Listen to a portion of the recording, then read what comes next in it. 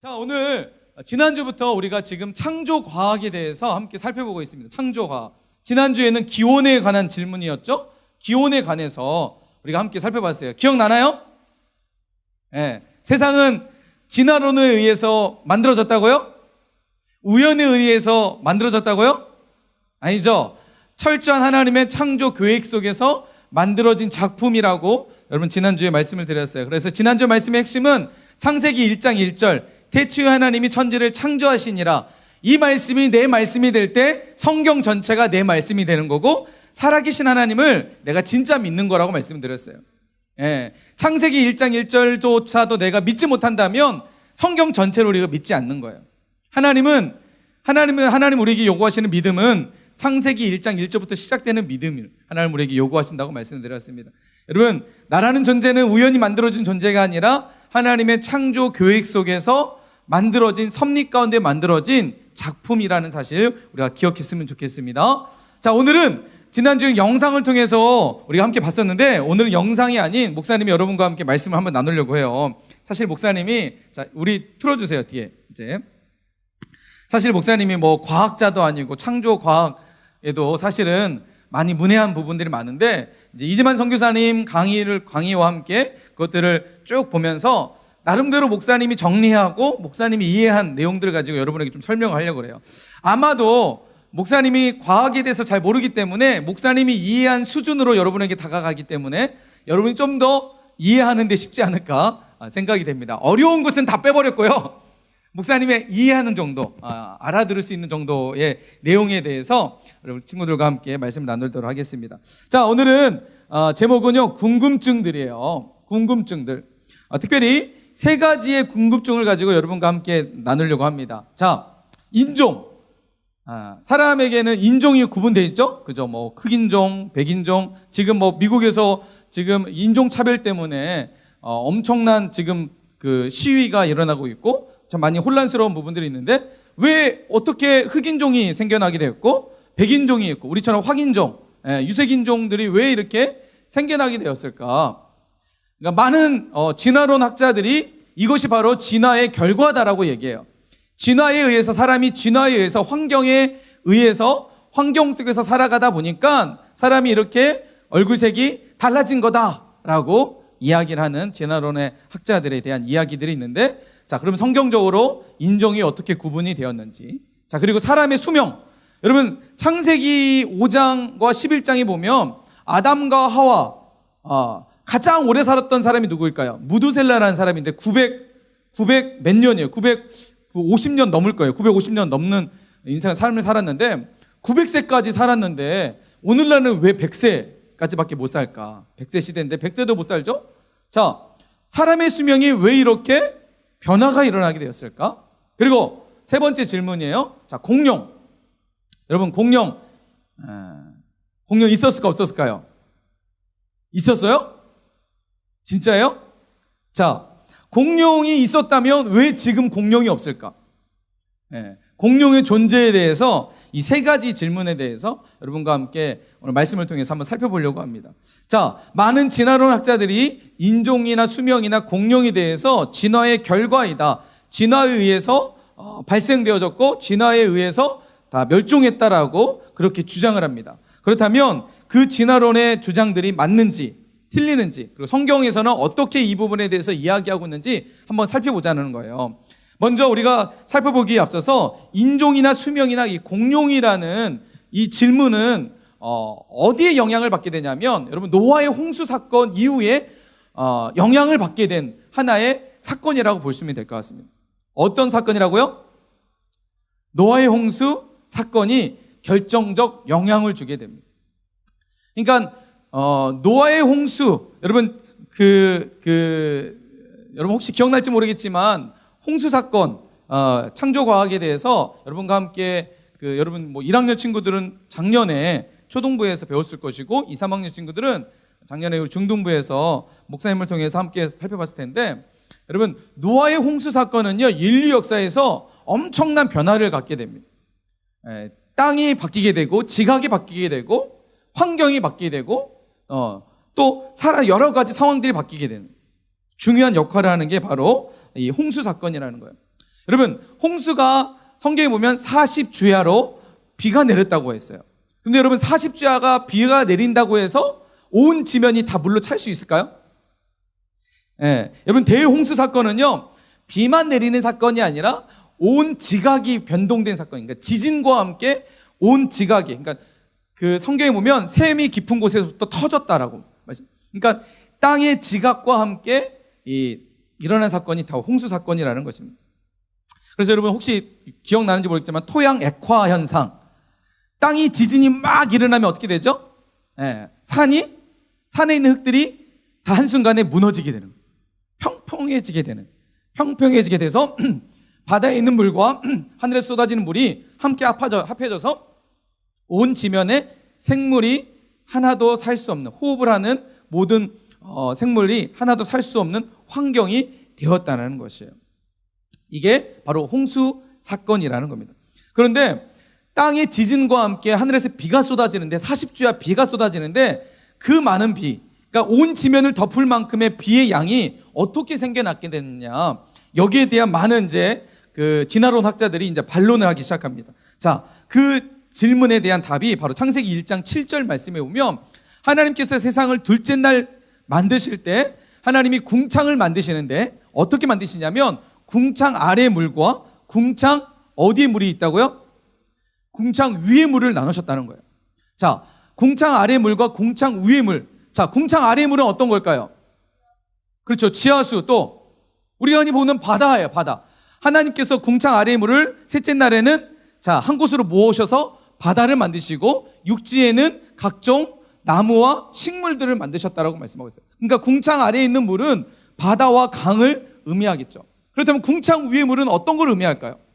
자, 궁창 위의 물이 무엇일까? 자, 바로 하나님께서 둘째 날 세상을 만드셨을 때 지구를 중심으로 지구를 싸고 있었던 궁창 위에 물이 있었다는 거예요. 다시 말해서 수증기와 같은 지구를 둘러싸고 있었던 이 수증기가 있었는데, 노아의 홍수 사건 때 하나님께서 일시에 이 수증기의 물을 한 번에 이 지구에 쏟아 부으시게 됩니다. 그래서 어마어마한 물의 양이 일순간에 지구에 쏟아지면서 노아의 홍수 사건이 이루어지게 됐다는 사실입니다. 그런데 노아의 홍수 사건 이전에, 홍수가 있기 전에 지구를 둘러싸고 있었던 이 수증기의 역할이 어떤 역할이었을까요? 여러분, 혹시 이 온실 효과 아세요? 온실?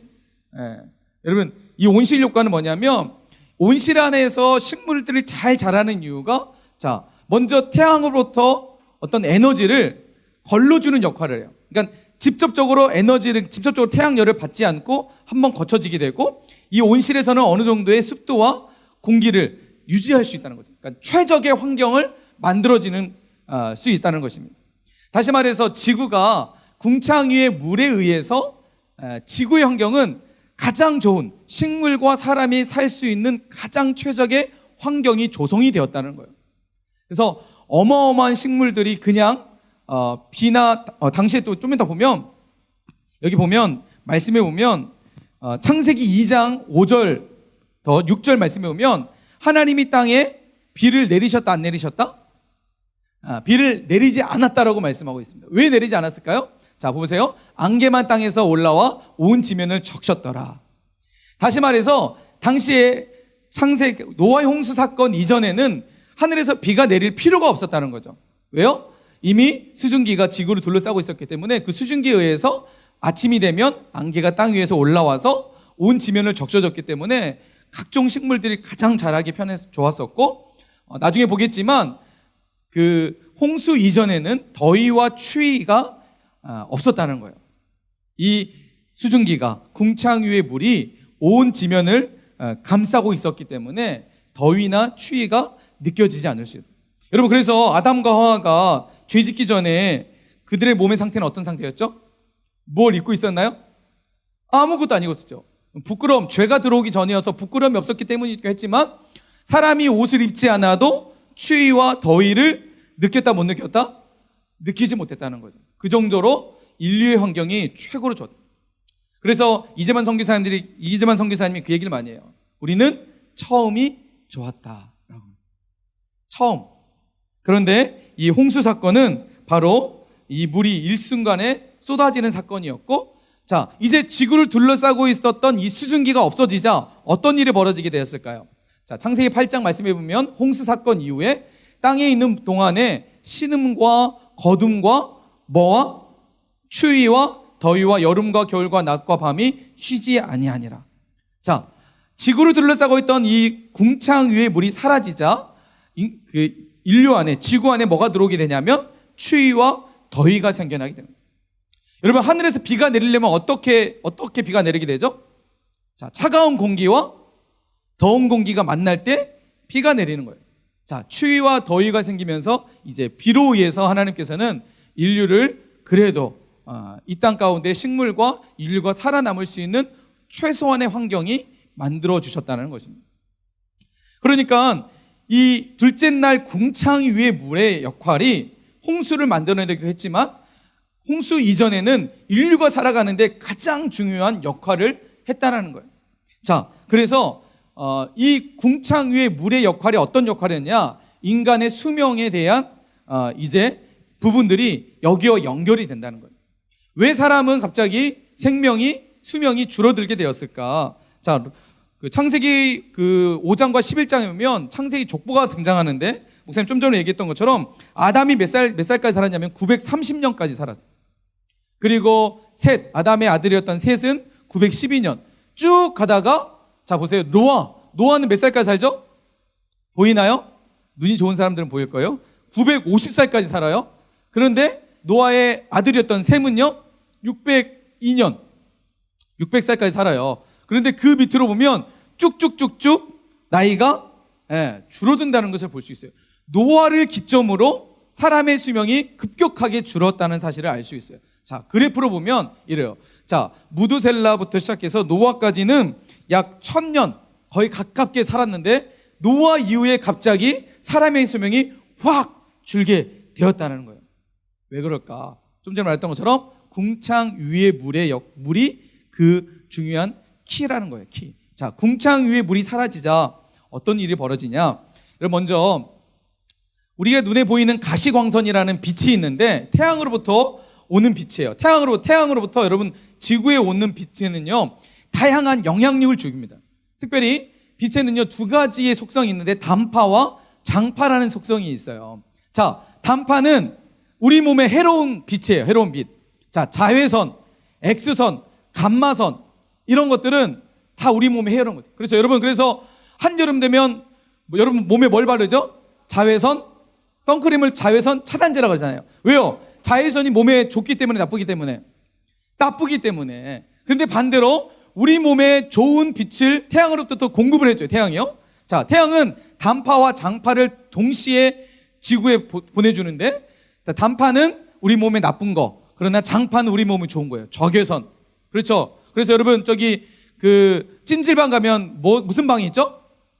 그렇죠. 적외선 방이 있잖아요. 그렇죠. 빨간색. 그래서 그걸 받잖아요. 왜 그럴까요? 우리 몸이죠.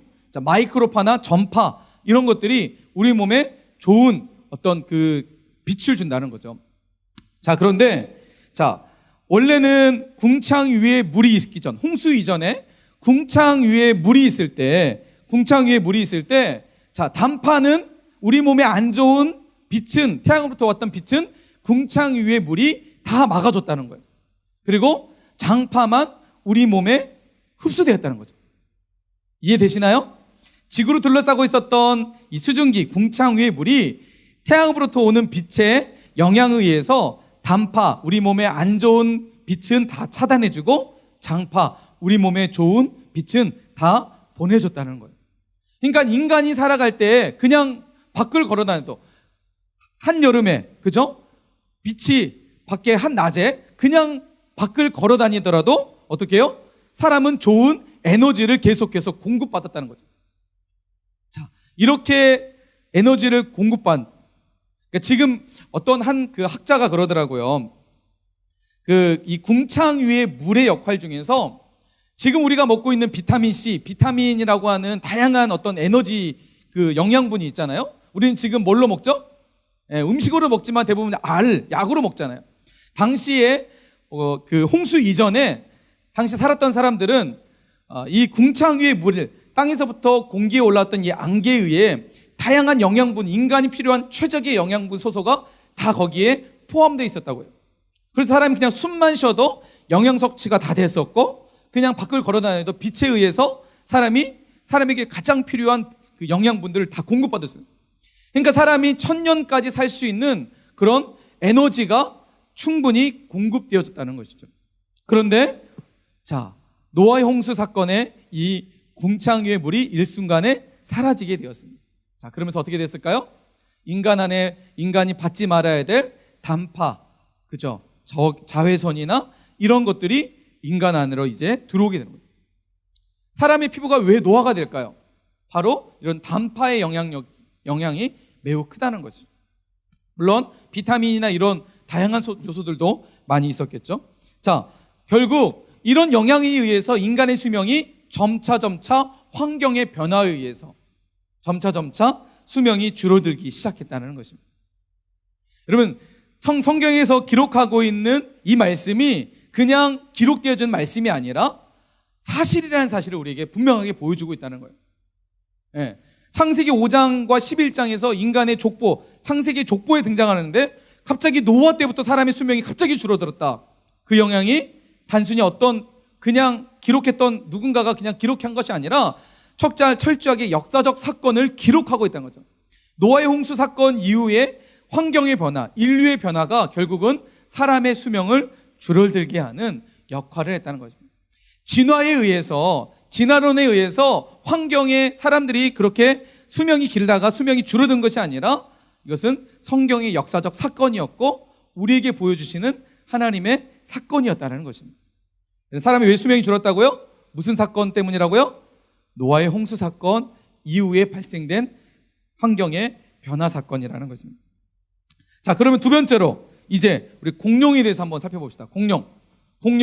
예, 오늘날 왜 공룡이 없을까? 그리고 공룡은 실제로 존재했을까? 여러분 좀 전에 얘기했던 것처럼 공룡은 실제로 존재했습니다. 어떻게 알 수 있을까요? 네? 그렇죠. 아, 역시 뛰어내요.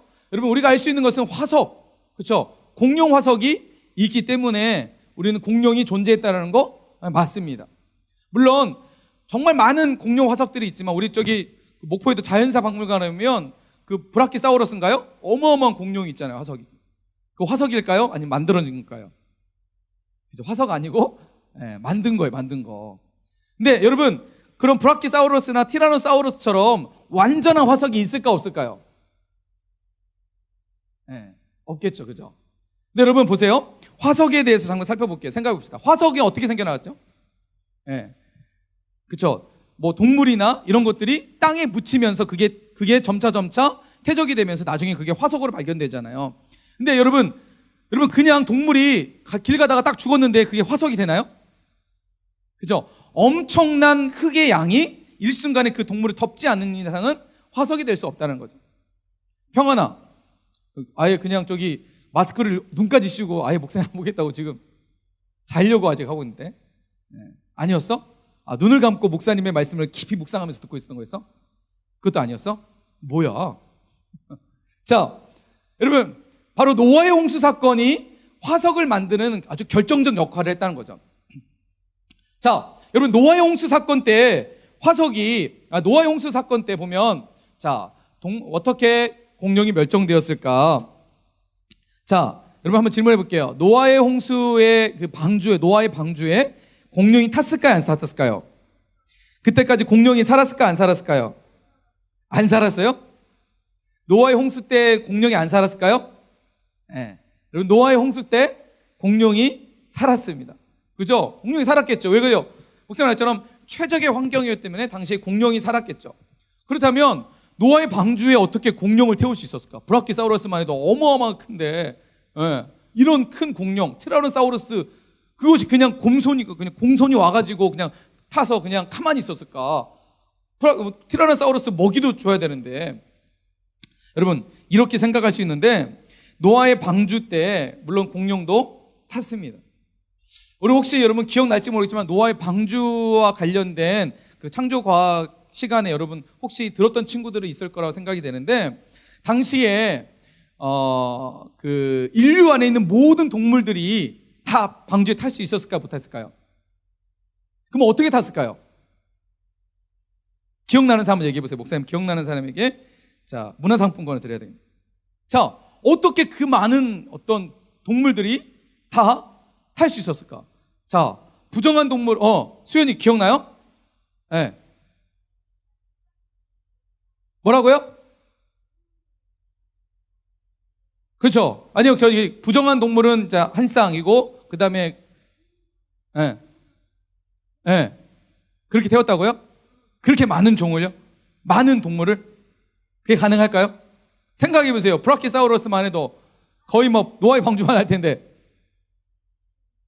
뭐라고요? 새끼를 태웠다. 야, 좋은 발상이에요. 맞아요. 예, 충분히 여러분 브라키사우루스 큰 어미 공룡을 태우기보다 합리적인 것은 새끼를 태우는 게 더 합리적이죠. 그죠? 그런데 인류 안에 있었던 당시에 지금 우리가 보고 있는 많은 동물들이 멸종했겠죠. 당시에 노아의 이전에는 최적의 환경이었다면 지금보다 더 많은 동물들이 살았을까 안 살았을까요? 살았겠죠.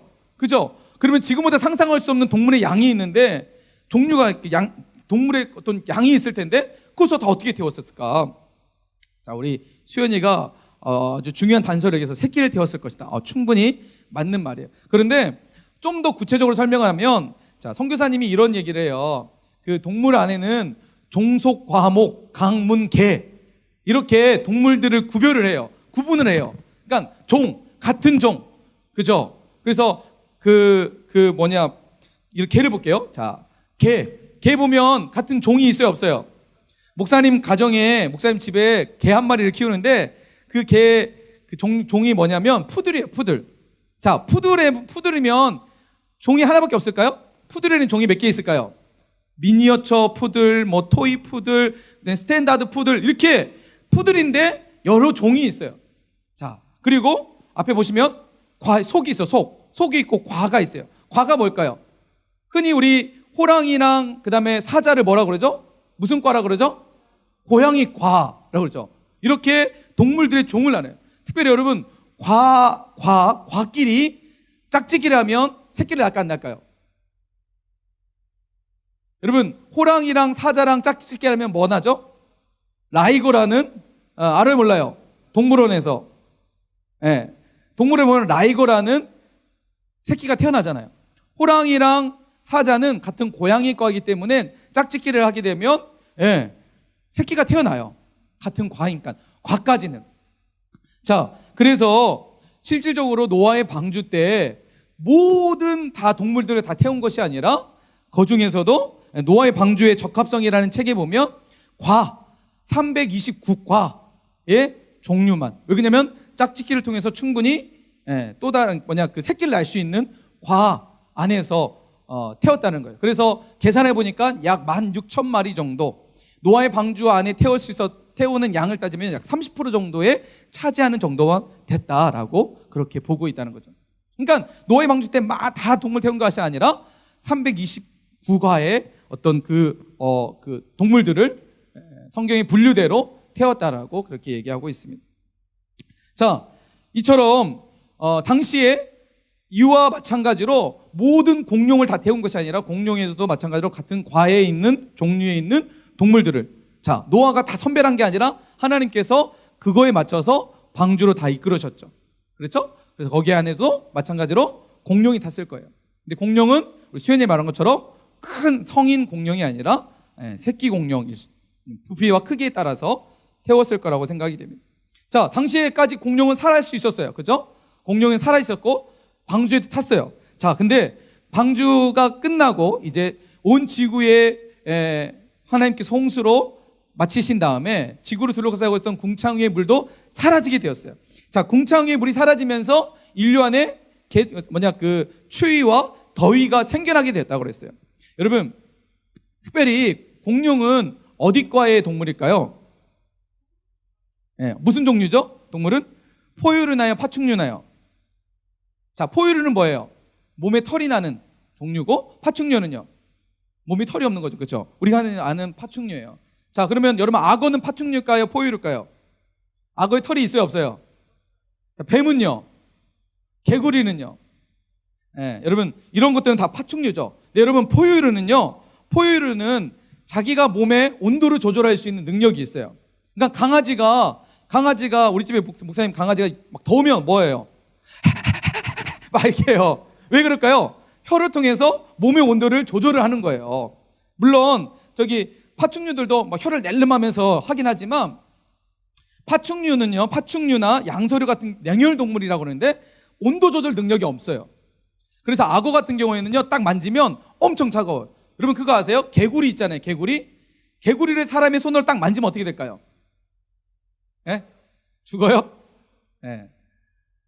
여러분 사람의 손의 온도가 약 36.5, 사람의 몸이 36.5도잖아요. 이런 온도로 개구리를 만지면 개구리 피부가 화상을 입는데요. 왜 그러냐면 개구리는 이런 그 포유류가 아니기 때문에 온도 조절이 안 돼서 차갑다는 거예요. 환경에 매우 민감하다는 것이죠. 그래서 개구리가 겨울 되면 어떻게 하죠? 동면하잖아요. 땅속으로 들어가잖아요. 그죠? 그런 이유가 거기에 있는 거예요. 자, 공룡은 파충류 쪽에 속해 있기 때문에 노아의 홍수 이후에 추위와 더위가 생겨나게 되면서 환경에 가장 민감하게 반응했던 동물 중에 한 동물이 파충류라는 거죠. 당시에 공룡들은 컸을 거예요. 그죠?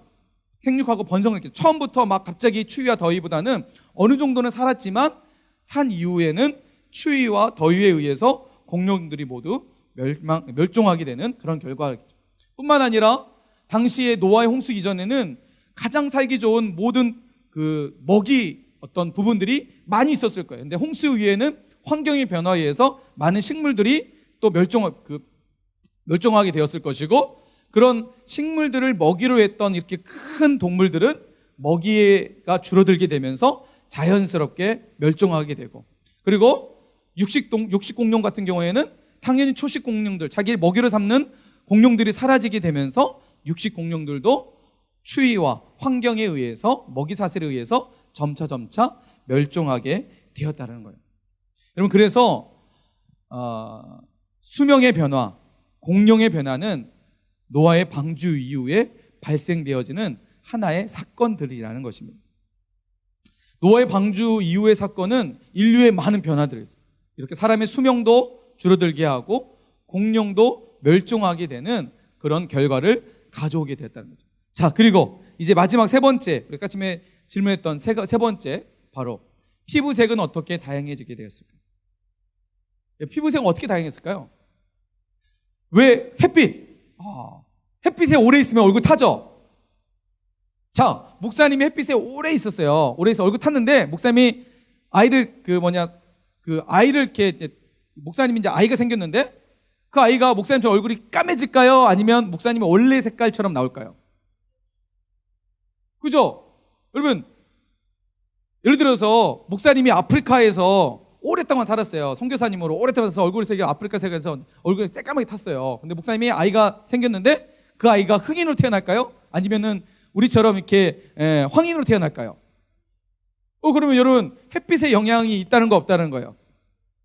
그러면 어떻게, 왜 인류에는 백인도 있고 흑인도 있고 황인도 있는 걸까요?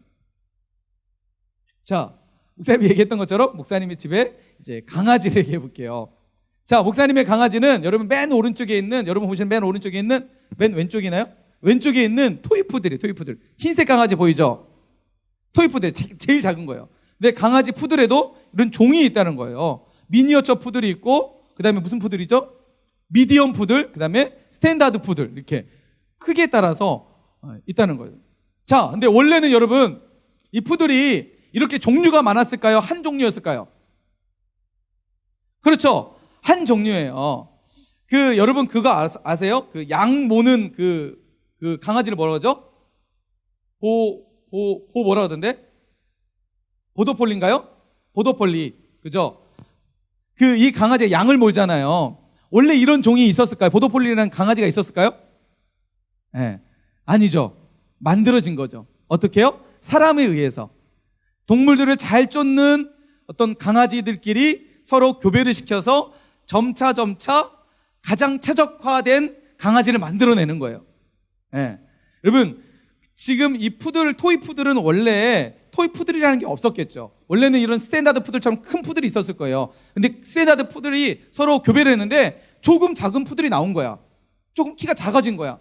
근데 그 작은 것끼리 또 교배를 시켜서 좀 더 작은 걸 만드는 거야. 또 교배를 시켜서 좀 더 작은 걸 만드는 거야. 가능할까요? 가능하지 않을까요? 자, 여러분 집에서 엄마 아빠가 키가 작아요. 근데 나는 키가 훌쩍 막 한 2m 정도 돼. 그런 사람 있을까 없을까요?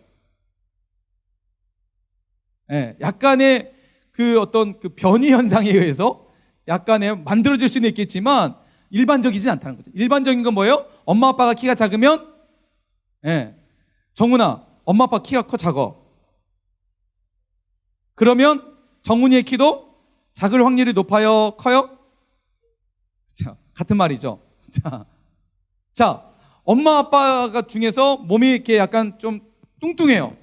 예, 엄마나 아빠가. 그러면 내 몸이 약간 붉고 있다.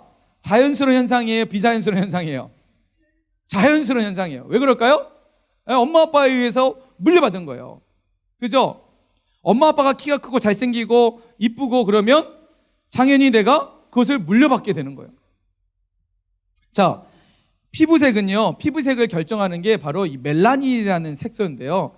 사람에게는 이 멜라닌 색소에 의해서 피부색이에요. 그래서 여러분, 미국 사람들은 멜라닌 요소가 많을까요? 적을까요? 적어요.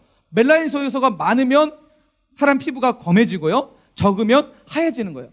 근데 이 멜라닌 색소의 중요한 그 역할 중 하나가 햇빛에 영향을 받는다고 하죠. 아까 제가 햇빛 얘기했죠. 멜라닌 색소가 적은 사람들은 햇빛을 받으면 피부에 뭐 이런 것들이 주근깨들이 막 생겨나게 돼요. 그죠? 근데 멜라닌 색소가 많으면 햇빛을 받아도 그런 영향을 받지 않아요. 그래서 여러분 보세요.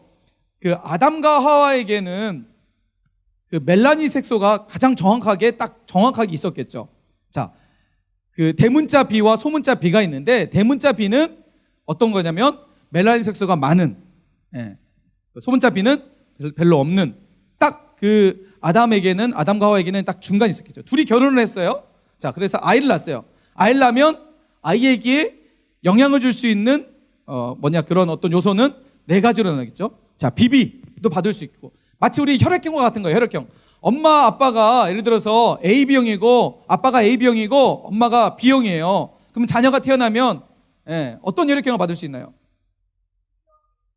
B형도 받을 수 있고 AB형도 받을 수 있고, 그렇죠, A형도 받을 수 있고, 그렇죠. 근데 엄마가 B5 뭐 이런 거 들어봤어요? A5. 예. 몰라요? 과학 시간 안 보았어요, 이거요? 자, 혈액형에 따라서 엄마 아빠 혈액형에 따라서 엄마 아빠가 예를 들어서 AA, BB인데 아이가 O형이 태어날 수 있을까요? 못 태어난다는 거죠. 그러니까 아이는 AB형이거나 A형이나 B형, 이 3가지가 태어나겠죠. 마찬가지로 아담과 하와의 피부의 색이 가장 완벽한 하나님, 그러니까 어떻게 보면 약간의 우리와 비슷한 얼굴색이었을 거라 생각이 돼요. 완전한 흑인이거나 백인이 아닌 우리처럼 약간의 중간 정도에 있는 색깔. 그죠? 그러니까 목사님과 사모님이 결혼해서 아이를 태어났는데, 주원이랑 주양이가 태어났는데 목사님 피부색과 거의 비슷하죠. 그런데 똑같을까요? 다를까요? 그죠? 목사님 보더라도 특별히 그 목사님 가족이 아니고 목사님 그 사모님의 가족에 보면 사모님이 여러분 놀라지 마세요. 무려 5남매. 사모님이 큰 딸이고요. 맨 막내가 이제 다 5남매인데 유독 이 혹시 영상을 볼지 모르겠지만 유독 셋째 처제인데 얼굴이 되게 까매요. 그래서 막 어렸을 때 엄청 놀림받아요. 혹시 얼굴 까만 친구들 놀림받는 친구들 있어요? 얼굴 까매가지고 되게 컴플렉스이거나 이런 친구들 있잖아요. 왜 그러냐면 엄마 아빠의 이 멜라닌 색소 중에서 엄마 아빠로부터 멜라닌 색소를 많이 받은 거야. 이해되세요? 자, 대문자 B는 멜라닌 얼굴을 검게 하는 속성이 있고요. 소문자 B는 얼굴을 하얗게 하는 속성이에요. 근데 아담과 하와로부터 이렇게 물려받는다는 거예요. 자, 이걸 좀 더 그래프로 보면 이런 건데 좀 어렵죠? 자, 이런 거예요. 자, 점차 얼굴색이 까마지는 거. 이것은 부모로부터 얼굴색이 까마지는 것들을 물려받게 되는 거죠. 근데 까만 사람과 검은 사람이 또 만나서 결혼하면 어떤 확률을 받을까요? 더 검해지는 사람을 태어날 수 있는 확률이 높아지겠죠. 얼굴이 하얀 사람과 하얀 사람이 결혼하면, 그렇죠, 더 하얘진 사람이 태어날 확률이 높아지겠죠. 그렇죠. 이렇게 점차 물려받게 되어진다는 거예요. 그런데 그러면 목사님, 아프리카 사람들은 다 검하고 저기 유럽이나 사람들은 되게 백인이 많은데 어떻게 그렇게 형성이 되는 것일까? 자, 그거의 중요한 결정적인 역할은 홍수 이후에 벌어지는 사건 중에 한 사건이 바로 이 바벨탑 사건이에요. 바벨탑 사건.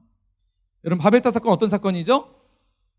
그렇죠. 사람이 하나님처럼 되려고 우리가 흩어짐을 면하자, 흩어지지 말자. 그래서 우리가 탑을 쌓고 그것을 하늘의 탑까지 쌓자라고 사람들이 만나서 탑을 쌓기 시작합니다. 그것을 보시고 하나님께서 어떻게 하시죠?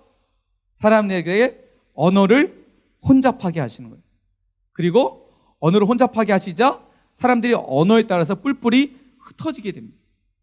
자, 흩어지는데 보세요. 흩어질 때 언어에 따라서 흩어지긴 하지만 사람들이 어떻게 흩어지냐면 목사님 좀 전에 얘기했던 것처럼 얼굴이 까만 사람들은 햇볕에 많이 노출돼도 유리해요.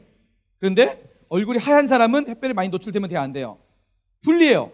그래서 얼굴이 까만 사람들은 점차 어디로 내려가게 되냐면 밑으로 내려가게 되고, 얼굴이 하얀 사람들은 점차 위로 올라가게 돼요. 왜요? 가장 살기에 적합하니까, 살기에 유리하니까.